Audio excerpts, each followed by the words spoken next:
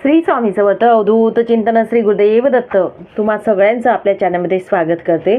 तर बघा, आजचा विषय आपला होणार आहे किंक्रांतीविषयी आणि संक्रांतीविषयी। ज्या पद्धतीने आपण जाणून घेतलं की संक्रांतीला आपण काय करावं काय नाही करावं, त्याच पद्धतीने किंक्रांत जो दिवस असतो, मकर संक्रांत ही 3 दिवसाची असते। पहिला दिवस भोगीचा, दुसरा संक्रांतीचा आणि तिसरा दिवस किंक्रांतीचा असतो। ज्या पद्धतीने मकर संक्रांतीला महत्त्व दिलं जातं, त्याच पद्धतीने किंक्रांतीला सुद्धा महत्त्व दिलं जातं। देवीने शंकासूर नावाचा राक्षस जो असतो त्याचा वध केला होता आणि किंकासूर नावाचा सुद्धा राक्षस म्हटलं जातं काही ठिकाणी।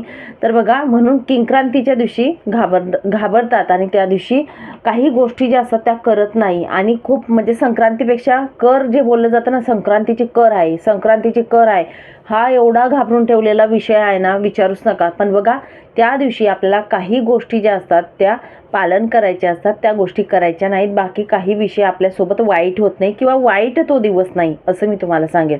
तर बघा, किंक्रांतीच्या दिवशी, आता किंक्रांत कोणत्या दिवशी येणार आहे? 14 तारखेला संक्रांत आहे, तर 15 तारखेला किंक्रांत येणार आहे। किंक्रांतीच्या दिवशी आपल्याला काही गोष्टी करायच्या नाहीत आणि त्या म्हणजेच कोणत्या? बघा, काही शुभ कार्य जे असतात ते कोणतेच करू नका। शुभ ज्या गोष्टी आहेत त्या करू नका असं सांगेल। त्यानंतर बघा, तुम्हाला लांबचा प्रवास जर अर्जंट असेल तरच करा, नसेल तर लांबचा प्रवास आपल्याला टाळायचा आहे आणि नक्कीच टाळायचा प्रयत्न करा, कारण आपल्यासोबत काय घडेल ते माहिती नसतं। पण बघा, वाईट नसतं, मी परत सांगेल तुम्हाला, अर्जंट असेल तर करा। आता ड्युटी आहे किंवा ह्या गोष्टी आहेत ते आपल्याला कराव्याच लागतील, त्याशिवाय आपल्याला जेवायला कोणी ताट आणून देणार नाही। पण दुसऱ्या फालतू फिरायला जाणं किंवा ह्या गोष्टीचा या टाळायचा प्रयत्न करायचा आहे।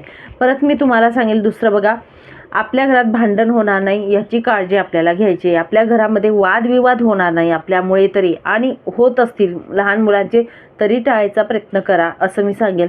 आपल्या शेजारी असतील कोणीतरी भांडायला आलं तरी सुद्धा आपण भांडण करू नका, शांत राहायचा प्रयत्न करायचा आहे। किंक्रांतीच्या दिवशी आपण वाद कोणासोबत करू नका, स्वतःहून भांडायला आले तरी सुद्धा भांडण करू नका।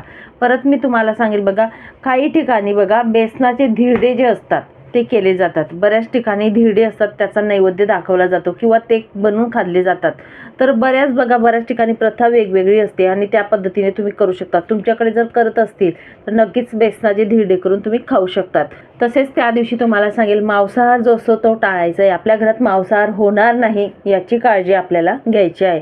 तर अशा ज्या बऱ्याच गोष्टी ज्या असतात त्या टाळायचा प्रयत्न करायचा आहे त्या दिवशी। या गोष्टी पाळल्यानंतर आपल्या घरात कुणाचं काही वाईट होणार नाही याची खात्री असते।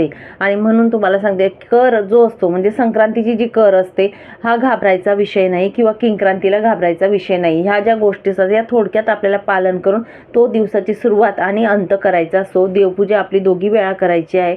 बाकी काही ज्या अशुभ गोष्टी किंवा ज्या आपल्याला करायच्या नाहीत या पालन करून तो दिवस घालवायचा असतो। आपला दिवस जो असेल तो पार पाडायचा आहे। चला मग, सांगितलेली माहिती खूप छोटीशी होती, अगदी खूप महत्त्वाची होती अशी मला वाटली आणि तुमच्याबरोबर शेअर केली। श्री स्वामी समर्थ।